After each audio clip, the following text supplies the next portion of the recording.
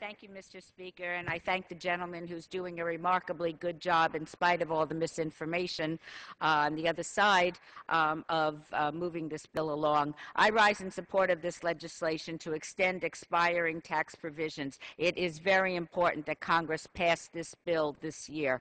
Allowing these provisions to expire would amount to a tax increase at a most challenging economic time in for our nation's businesses and families. Waiting to enact an extension retroactively would add to the already uncertain business climate and make tax planning all the more difficult for companies and individuals that depend on these tax credits.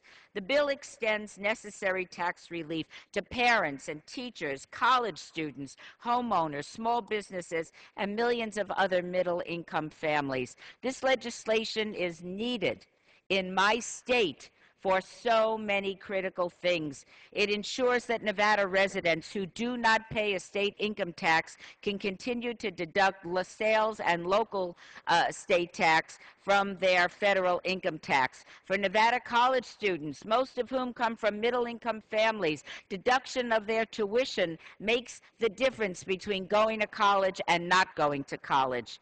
The bill extends a few alternative and renewable energy tax credits so critical at this particular time, such as a tax incentive for natural gas and propane used as a fuel in transportation vehicles. These important provisions will help increase clean energy production and consumption.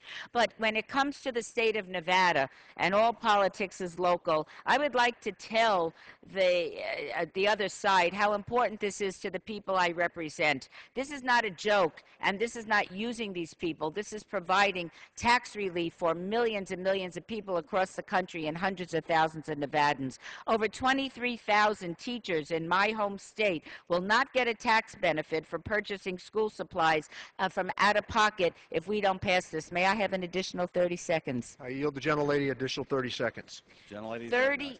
Thank you. 32,000, over 32,000 families in my state will not be able to deduct their higher education tuition costs.